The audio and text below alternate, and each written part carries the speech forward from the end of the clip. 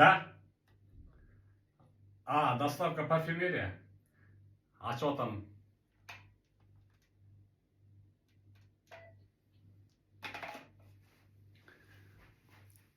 Парфюмерия береке ырашып туруп отчу. Молодой жондор, жаңы үйлөнүп атасыңар деп. Азыр Аллабыз буйрса.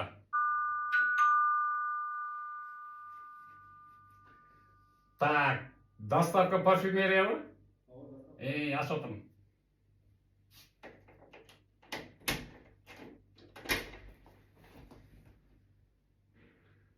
Жақсы, эсенс. Мужской одеколон и женский духи. Ошол мына жаңы үйлөнгөн молодой жондорго деп эсенс парфюмдан подарок.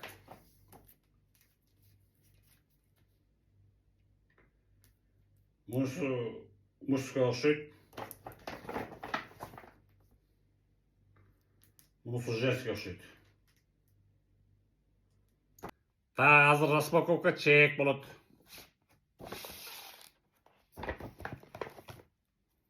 Бул мужскойу.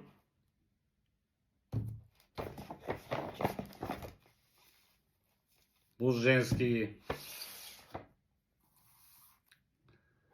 Бул болсо алтын бычагым. Бул болсо мындай бычагым, азыр бирөөсүн ачамын. Келинчегим Фатима болсо шаарда жүрөт өз иштери менен. Экөөбүздүн киндигибиз бирип калган эмес да, же жабышып клей болуп калган эмес да бири-бирибизге. Жармашып отура бергендей. Анын өз иштери бар, менин өз иштерим бар дегендей.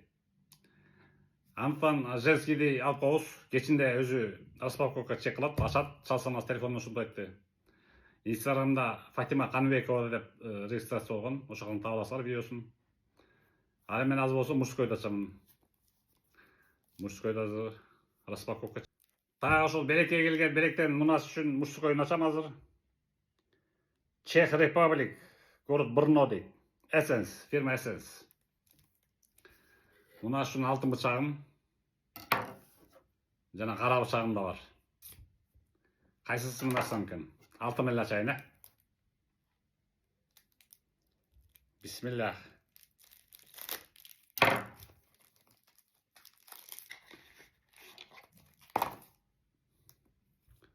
Вау! Эсенс фирма. Кана семинип көрөлүчү.